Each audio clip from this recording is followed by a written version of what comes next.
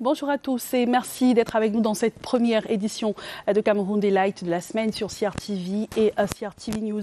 Nous ouvrons évidemment cette édition dans le noir. Comme vous le savez, le Cameroun porte le deuil de 7 enfants assassinés par des terroristes à Kumba dans la région du sud-ouest. C'était un week-end sombre qui a fait couler beaucoup de larmes, beaucoup d'émotions. C'est la consternation depuis cette fameuse journée du 24 octobre 2020 pour toutes ces familles, mais également pour le Cameroun qui perd ses fils après un assassinat bien huilé et orchestré par ces terroristes qui sèment justement la panique dans cette région du pays. Heureusement, les forces de l'ordre sont à pied d'œuvre pour réussir à circonscrire le problème qui se pose depuis un bon bout de temps. Nous allons en dire un mot dans cette édition de Cameroun Daylight, mais également nous aurons nos rubriques habituelles, la page société qui reviendra sur cette campagne de lutte contre la poliomyélite. Comme vous le savez, la journée mondiale de lutte contre cette pandémie a été célébrée samedi 24 octobre. Nous aurons également Politics, mais la revue de presse dans quelques instants avec Clarence Ngué. Et il est avec nous, Clarence Ngué, pour la revue de presse de ce matin, tabloïd en anglais. Good morning. Bonjour, Catherine. On va tout de même être gentil avec nos téléspectateurs en leur offrant un petit sourire malgré la situation très alarmante. 7 enfants tués par des terroristes à Kumba dans la région du sud-ouest. La presse en fait écho ce matin. Well, Kati Tulu, I must say I will only pretend to say I'm happy. Deep down in me, I'm really sad, looking at what happened over the weekend. 7 children murdered in cold blood in the Kumba Meme division of the Southwest region is really sad. I should say it's the worst atrocity that has happened since the ongoing socio-political crisis broke out in 2016. I asked myself, what is happening? I schooled in Kumba, Katitulu. Oui. I had my ordinary levels in Kumba, BPC, some 14 years ago, 14 ans déjà. Yeah. So during that time, we studied freely. We went to school. We had to study freely. So I when that happened on Saturday, I had to look back. La paix et la quiétude totale. Hein. Yeah. So ça vous donne beaucoup de nostalgie. Why should children be stopped, from having their rights to learn? Why? Et le plus difficile, évidemment, c'est de s'attaquer à des innocents. Le point d'interrogation reste posé, on se demande pourquoi. Mais quel est l'aspect particulier que la presse a voulu présenter ce matin? Well, most of the newspaper publications this morning have actually, most of their headlines carry this sad event, killing of 7 school children in Fiango Kumba Meme division. I think it is time for us to go directly to our press review, Cathy. I think maybe we should go directly to our press review because we have a lot that the newspapers... Pas encore. On parlera également dans la revue de presse du bilan de Cameroun Business Forum. Okay. Cet événement qui a été présidé par le Premier ministre, chef du gouvernement, et qui a permis au secteur public et privé de s'asseoir pour parler des questions d'économie. Well, actually, among the newspapers that we'll be reviewing in a few minutes ahead, Katetulu, we have a couple of newspapers that came back to the CBF, the Cameroon Business Forum, that held, that's the 11th session that held at the PM's auditorium, the Prime Minister's office. That was Thursday last week. Well, we know the focus of that deliberation, bringing together both public and private sectors, business person, was to chart a way forward, to discuss and, of course, put measures on how to make Cameroon's economy more resilient. Il faut dire que la plupart de ces entreprises ont été fragilisées par l'arrivée du Covid-19. Donc, c'était une occasion de présenter leurs problèmes pour essayer de se relever. Le secteur de l'hôtellerie, des transports, des secteurs qui ont été véritablement touchés par cette crise. Et toujours dans la presse ce matin, on parle de notre compatriote Samuel Eto'o, fait ambassadeur itinérant de la République du Tchad. Well, Samuel Eto'o is named roving ambassador sports, roving ambassador for sports by the Chadian president Idriss Deby. Well, he was in a tour in Central Africa and other parts of Africa, unannounced in that country, Chad, and the outcome was he was named a roving ambassador. Well, we know since Samuel Tofis went on retirement depuis que il a pris son retraite à l'âge de 39 ans. Well, he has been making a series of tours around the world, especially in Africa, in relation to football. Well, he occupies a very big position in CAF Katitulu. He occupies a very big position in CAF. He is an assistant to, Ahmad Ahmad, the CAF president. So, est-ce qu'on peut avoir une idée de son cahier de charge? Well, presently, I should say, as far as CAF is concerned, he is one of the advisors. He's one of, those who are working towards to make sure that, organizing football in Africa, especially in Cameroon, we are going to host, we have two major events, the CHAN in January and of course the AFCON that will come in 2021. Ça sera une autre occasion pour Samuel Eto'o d'être entre deux avions, d'être sur tous les fronts pour parler de football. C'est vrai, il a passé le temps à le faire tout au long de sa carrière. Il n'aura finalement pas de répit, Samuel Eto'o. Yeah, definitely when you say an ambassador, roving ambassador, you need to travel, you need to go around, like I earlier mentioned. He is going around the world, visiting all the continents in relation to football to make sure that, he shares his own idea, his own rich experience, his own expertise in order to, either put in place or restructure football in countries that really need them, especially in Africa. Voilà. Clarence Gueye, je vous retrouve, si vous le voulez bien, dans quelques minutes. Le temps de présenter chez les Top Stories.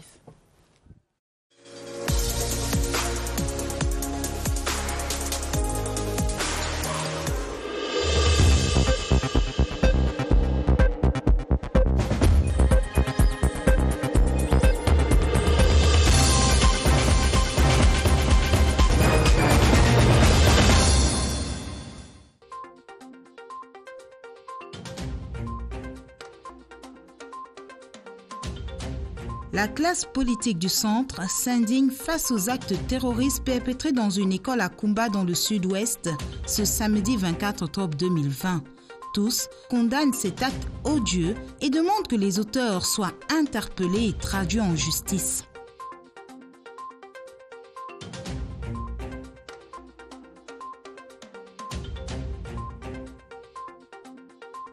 The Yaoundé chapter of the Menchum Women's Association have reminded themselves of the indispensable role of the rural woman in the wake of a health crisis.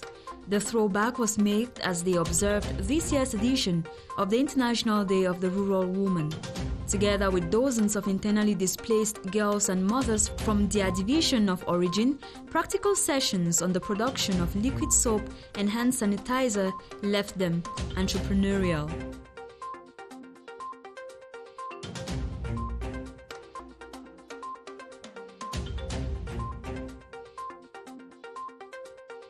Année scolaire 2020-2021, le latéral gauche de l'équipe nationale de football senior du Cameroun, aux côtés des enfants de Douala 2e, l'international Serge Leco, a retrouvé le chemin qui mène à Newbel, sa terre natale. Porté par le désir de venir en aide à ses jeunes petits frères, dans ses bagages, du matériel scolaire et sanitaire. La cérémonie de distribution de ces dons s'est déroulée samedi à Douala en présence des autorités administratives.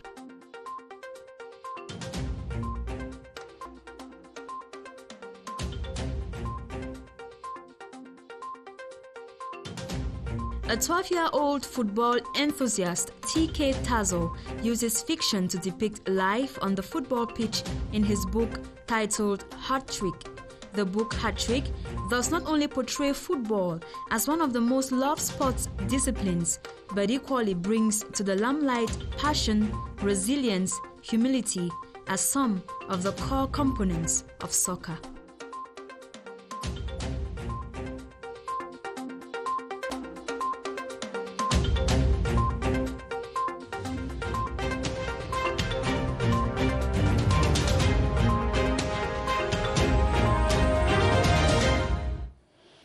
retour dans ce studio de CRTV News. Cameroun Delight se poursuit. Clarence Ngué, on va aller tout de suite à la revue de presse tabloïd en anglais, c'est maintenant. Of course, Cathy Tulu. Yeah, good morning, ladies and gentlemen. This is Tabloid on CRTV and CRTV News. We will be having our press review after this jingle.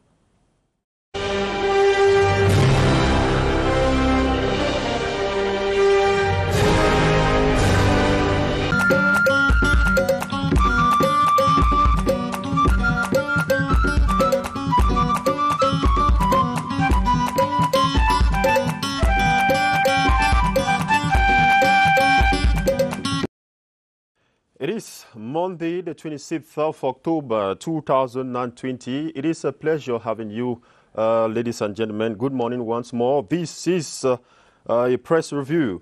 We kickstart this press review with the Cameroon Insider. Cameroon Insider headlines: Government condemns act.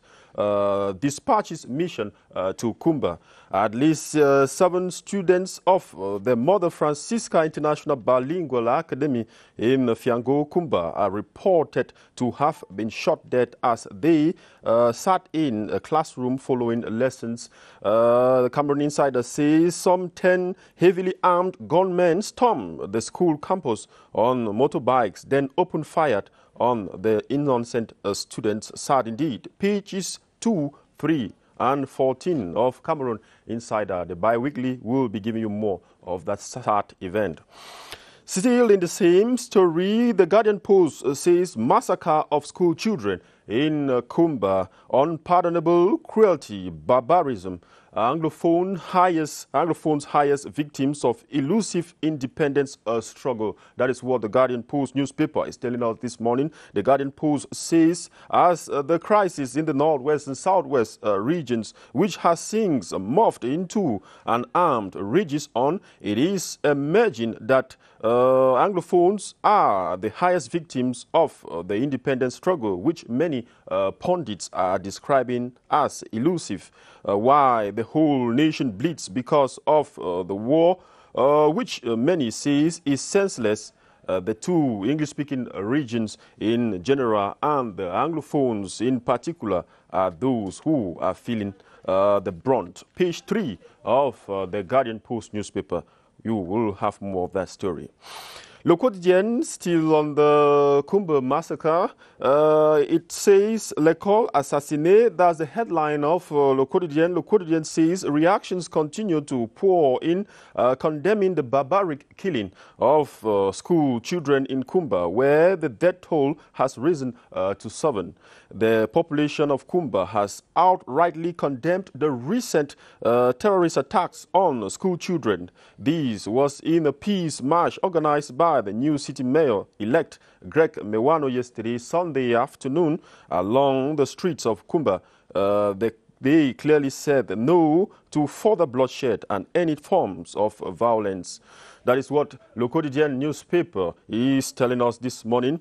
Away from that sad story, we stumble into Echo Outlook newspaper. It talks about the Cameroon Business Forum that held last week. PM John Gute leads drive to boost post-COVID-19 economic recovery. That's the headline of Echo Outlook of this. The Prime Minister Joseph John Gute has called for an inclusive post-COVID-19 efforts to boost Cameroon's economy that suffered heavy blow from the effects of the ongoing crisis. The Prime Minister says public and private sectors in Cameroon has to take their commitment to work in synergy towards boosting the resilience of enterprises in the country to speed up post-COVID-19 economic recovery. Page 6 of Echo Outlook will tell you more of that story. And still in the same line, the Horizon says government company CEOs synergize to improve Cameroon business environment.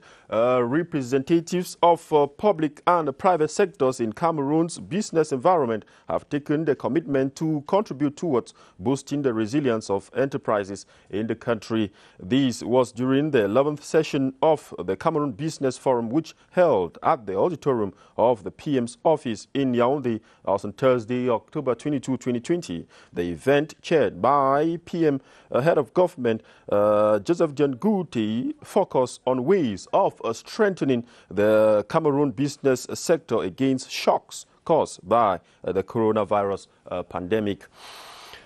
The Cameroon Tribune, the National Bilingual Daily, headlines, authors write, new text, fresh take of Arts and Culture Minister Bidum Kwat presided at Sonakam's General Assembly in Yaoundé on Saturday, October 24, 2020, in which the statutes and other functional texts were examined to give a new impetus to the association. Page 27 of the National Bilingual Daily, you will find more of that story. The Star newspaper this Monday morning, the Star newspaper publication headlines, Pope Francis has not drifted from official teaching of the Church. The media world in general and the social media in particular seems to be bubbling with all kinds of reactions emanating from at least 3 statements which Pope Francis is quoted as having said. It reads, I quote, homosexual people have a right to be in the family. You will be having details of that story in the Star newspaper publication of this day. Mayor Messala Hebdo says is taking us out of the country to say Cellou Dalein Diallo revendiquer la victoire. This is after Guinea's President Alpha Condé won a controversial third term in office. Preliminary results show amid violent protests across the country. The Electoral Commission of Guinea said the 82-year-old Alpha Condé had taken 59.5% of the vote. The victory still requires confirmation by the Constitutional Court. His main opponent, Cellou Dalein Diallo, says he will contest the results, alleging large-scale fraud. Mr. Diallo, 68, won 33.5% of the ballots. The Electoral Commission said dozens have been killed in the months after Mr. Condé said he will rerun. There are fears of further ethnic clashes if the results are disputed. That is what Mayor Messala Hebdo is telling us this morning. And we end up our press review this morning with Emergence newspaper publication headline, Samuel Eto'o Fils appointed roving ambassador. Legendary Cameroonian football Samuel Eto'o Fils has been appointed roving ambassador of Chad. This comes barely days. The former Barcelona and Inter Milan striker visited the Central African nation unannounced. Since retiring from football at the age of 39 years, Samuel Eto'o Fils has been busy crisscrossing the world for multiple reasons related to football and beyond. And that is how we saw it that's for a press review this morning on CRTV and CRTV News. The newspaper stands out there. Do pick any of this publication of this day. Read, get yourself informed. Do have a wonderful day. Thanks for watching.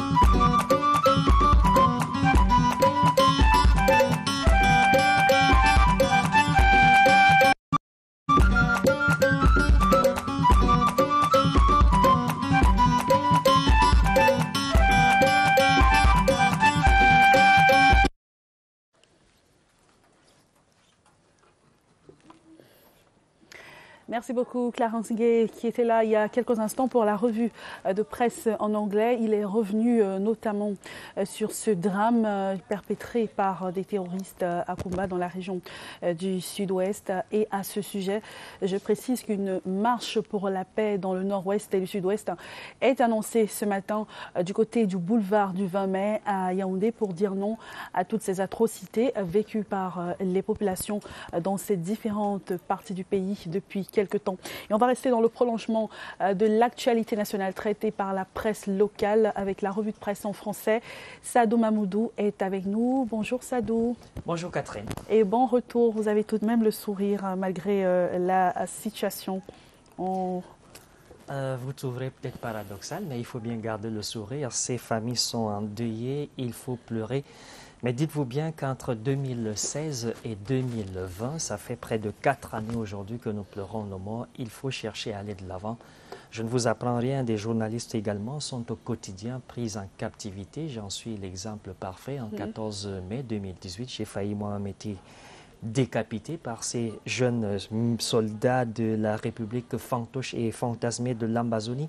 Mais qu'à cela ne tienne, l'actualité, vous l'avez dit, elle est très triste ce matin avec le retour en abondance sur ce drame, sur cette action inhumaine des personnes pourtant dotées de ce qualificatif d'humain qui sont allés arracher la vie à des jeunes enfants innocents. 7 au total, dont une douzaine de blessés. C'en est de trop. Il faudrait que l'État du Cameroun puisse prendre toutes ses responsabilités. D'ailleurs, le gouvernement, à travers son porte-parole, a tenu un point de presse le même samedi en Express. Une mission est d'ailleurs au chevet actuellement, où nous parlons des parents qui ont perdu et pleuré, parce qu'il faut être parent pour comprendre cette douleur. Exactement. Catherine. Il faut être un être humain, au-delà de tout. Sadou, est-ce que vous avez une idée de l'atmosphère ce matin? Est-ce que les enfants ont repris le chemin de l'école? Douloureusement, ces enfants seront pour l'instant encore un petit peu timorés. Il faut se le dire, c'est humain, c'est naturel, l'instinct de survie, le traumatisme. Il faudrait un double travail. Au-delà de l'aspect sécuritaire, il faudrait désormais un accompagnement psychotechnique. Parce qu'il faut se le dire, on ne peut pas sortir de ce traumatisme comme cela. Nous qui sommes ici à Yaoundé, à Maroua, à Garoua, à Bafoussam, à Bertouad, à Ebolova, nous sommes traumatisés. Combien de fois les parents qui sont situés sur le site à Kumba, combien de fois ces enfants qui sont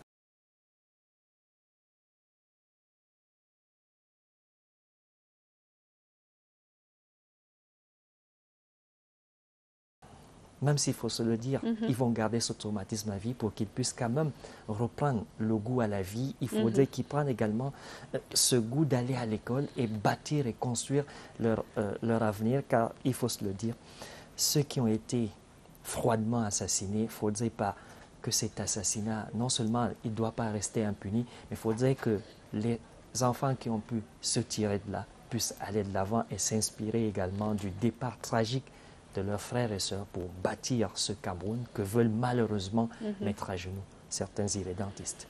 Alors depuis ce 24 octobre, il y a des images qui circulent sur la toile puisque évidemment on ne peut plus se passer des réseaux sociaux. Est-ce que ça pourrait apaiser un tout petit peu la population de savoir que les forces de sécurité ont pu mettre la main sur certains de ces assaillants? C'est un facteur non négligeable, Catherine, il faut se le dire. Quand on arrive quand même à mettre la main sur 2 ou 3 personnes, préalablement ou du moins présumées coupables ou du moins présumées fauteurs de cet attentat, il y a un baume au cœur. On se dit, OK, on a 2 ou 3 éléments, forcément on remontera toute la chaîne. Parce qu'il faut se le dire, un acte pareil ne peut pas se faire sans une complicité locale. Exactement. Parce qu'on ne peut pas débarquer chez vous sans toutefois que madame ou monsieur ou alors votre voisin sache qu'il y a quand même quelqu'un qui est rentré dans la cour. Et connaître parfaitement l'environnement. C'est dommage, mais il faut se le dire, il y a forcément un soupçon de complicité dans cette affaire. Mais malheureusement, des vies ont été entamées et des vies innocentes. Des jeunes gens qui portent l'espoir des familles, l'espoir de toute une nation. Je suis complètement, personnellement, en colère. Parce que je ne comprends pas que des personnes normales puissent arriver à ouvrir le feu sur des jeunes gens qui ne demandent qu'une chose. Sans défense. Leur seul crime, c'est d'être allé à l'école. Chercher à assouvir leurs droits, parce que c'est un droit, un double droit. Droit à l'éducation, droit à la vie. Malheureusement, on vient leur priver de ce double droit. Voilà, Sadou, d'autres actualités tout à l'heure dans la revue de presse, peut-être le bilan de Cameroun Business Forum. Les entreprises étaient face aux membres du gouvernement pour présenter leur situation. On sait qu'elles ont été bousculées par l'avenue du Covid-19. Plusieurs entreprises étaient pratiquement à genoux. Les secteurs de l'hôtellerie, des transports étaient particulièrement touchés. Les journaux en parlent également ce matin. Tout à fait, et on revient naturellement sur les 7 piliers qui sont présentés aussi bien par le groupement interpatronal du Cameroun, le GICAM, que les membres du gouvernement. Il faut bien aller de l'avant. Après coronavirus, il faut bien que l'économie camerounaise puisse se relever. Donc, c'était le fond de l'échange franc entre le gouvernement camerounais, le patronat. Il faut se le dire, il y a des milliers de Camerounais qui sont en chômage technique. Et c'est dû à cette pandémie. Comme toutes les économies, heureusement en Afrique, au Cameroun singulièrement, nous avons été très honorés par la distinction reçue par notre pays lorsque l'Organisation mondiale de la santé reconnaît que le Cameroun fait bonne figure, quasiment de modèle dans le cadre de la riposte anti-Covid. Et le FMI qui reconnaît également la bonne gestion des fonds alloués à la lutte contre le coronavirus, voilà. en saluant aujourd'hui la méthode de passation des contrats et des marchés dans ce domaine. C'est d'ailleurs le lieu de saluer ici les membres du gouvernement, singulièrement le ministre de la Santé et le ministre des Finances, et surtout le patron de toute cette architecture, le président de la République. Voilà, Sadou, la Banque mondiale, qui était évidemment le partenaire technique de Cameroun Business Forum. Voilà, on va vous retrouver dans quelques instants après cet indicatif. Tabloïd en français, c'est maintenant.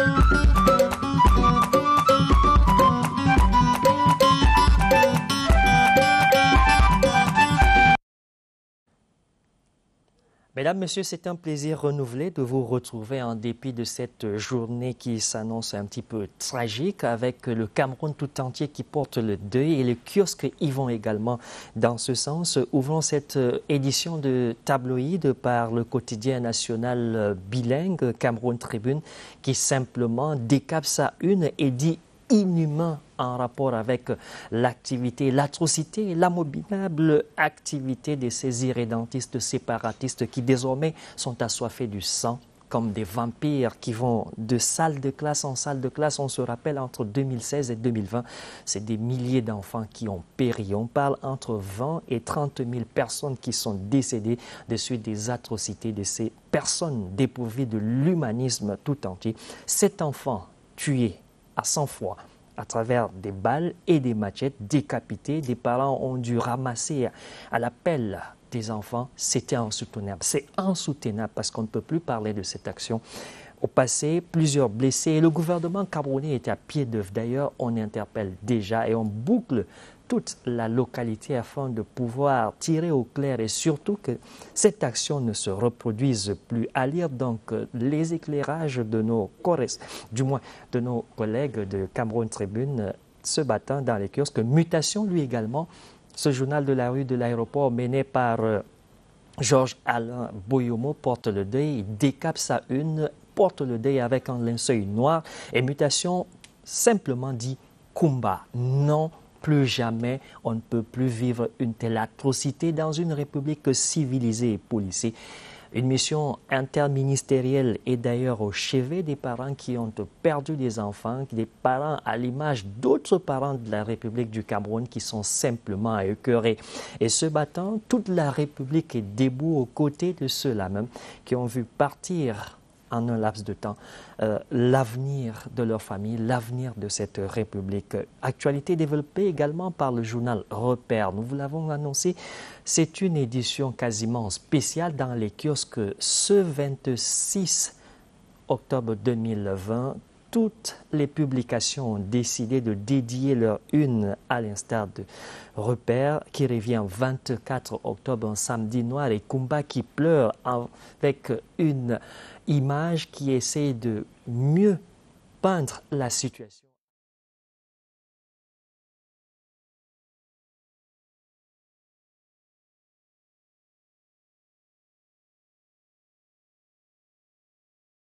Insoutenable, ce qu'on a vu. L'épervier, quant à lui, doit-on aller à l'école pour être assassiné, pour être tué? C'est la question avec laquelle le journal décide de venir dans les kiosques ce matin. Avec beaucoup d'émotion, la nation, Kumba, non, non, plus jamais ça. Ainsi en a décidé le journal La Nation ce matin, ce lundi, dans les kiosques. On peut le retrouver. Eh bien, simplement non, parce qu'on ne peut pas comprendre, selon ce journal, qu'on puisse arracher la vie des jeunes innocents, des jeunes Camerounais qui sont appelés à bâtir cette république, cette nation. Le Pélican qui va simplement revenir sur la sortie du patron de la communication au Cameroun, le ministre René Emmanuel Sadi, avec un seul mot, le seuil de l'inacceptable. Et parce que c'est inacceptable, le gouvernement camerounais a mis tout en branle. On a bouclé Kumba, tout est en train d'être passé au peigne fin. Ceux qui croyaient pouvoir passer entre les mailles de filet, eh bien, vont devoir répondre de leurs responsabilités, de leurs actes, parce que des vies innocentes ne peuvent pas être arrachées et rester impunies. Et qu'au matin, ou du moins avant Ecomatin, on a également le journal Émergence qui lui sollicite la sortie du président de la République et de manière ferme. Ecomatin attaque justement cette sortie en sortant un petit peu un jeu économique en nous parlant du prix de la radicalisation, un prix justement payé très fort en lourd tribut avec 7 vies à la clé, de nombreux blessés, mais des personnes traumatisées à vie. L'œil du Sahel et défis actuels, eux, se penchent sur l'économie et défis actuels qui justement fait une sorte de bilan du rendez-vous entre le gouvernement camerounais et le patronat qui passe entre autres les piliers de la relance, le secteur de l'hôtellerie, le secteur des transports, entre autres, ont échangé avec le gouvernement camerounais et sont tombés d'accord sur un certain nombre de principes dont 7 ont été retenus afin de pouvoir vaincre définitivement, parce qu'il faut se le dire, le Cameroun tient le bon bout sur le front anti-Covid-19.